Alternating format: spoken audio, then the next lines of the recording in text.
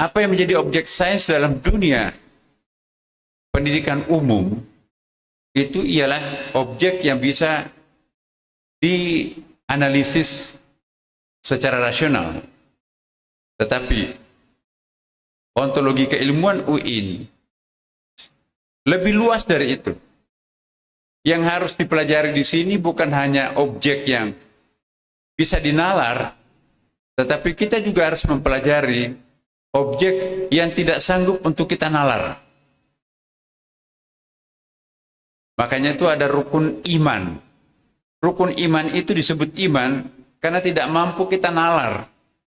Siapa yang pernah meneliti panasnya api neraka berapa derajat Celcius?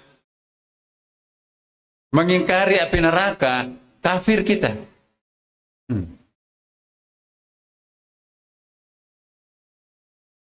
Siapa yang pernah meneliti tentang substansi malaikat? Dari cahaya. Cahayanya seperti apa? Apalagi tentang Tuhan. Jadi ontologi keilmuan yang kita harus cari menurut Al-Quran bukan hanya objek yang mampu kita nalar, dan yang tidak mampu kita nalar itu dianggap tidak sains, tidak dianggap ilmu. Maka inilah yang membedakan kita dengan perguruan tinggi umum. Yang kedua adalah karena objeknya seperti itu, otomatis epistemologinya juga berbeda. Apa itu epistemologi? Cara untuk memahami objek ilmu pengetahuan.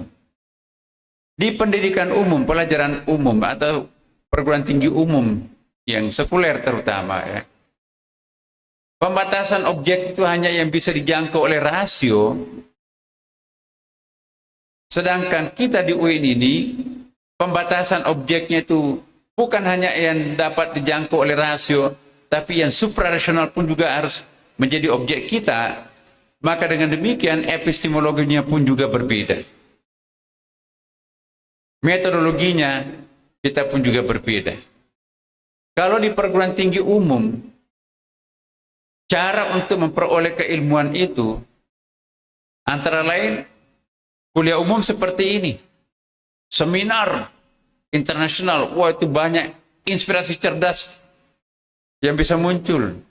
Ikut diskusi panel, lokakarya, ikut kuliah, masuk ke perpustakaan, banyak buku-buku di situ, melakukan penelitian, percobaan, itu sumber inspirasi, sumber pengetahuan. Hanya itu. Tapi kalau objek kita itu adalah ontologinya, ada sesuatu yang gaib, yang non-rasional, maka epistemologinya pun juga ada hal-hal yang sangat khusus. Cara memahami objek ilmu pengetahuan untuk kita di UIN ini tidak mesti hanya dengan seminar, diskusi, kuliah umum seperti ini. Tapi ada kalanya kita mendapatkan inspirasi cerdas itu justru di tengah keheningan malam di atas sajadah. Kadang-kadang kita lebih banyak mendapatkan ilmu pengetahuan di dalam keheningan, ya, daripada keramaian seperti ini. Sering kita lupa. Akan tetapi anak-anakku semua para sivitas akademik yang hadir di sini, tidak sedikit ilmu pengetahuan itu kita peroleh melalui keheningan. Justru bukan melalui seminar, bukan melalui lokakarya. Coba kita lihat, abad pertengahan itu, ada 27 ilmuwan tersohor yang lahir pada waktu itu, ya. Kita nggak tahu bagaimana cara belajarnya. Saya ingin berikan satu contoh misalnya. Ada seorang Ibnu Rushd.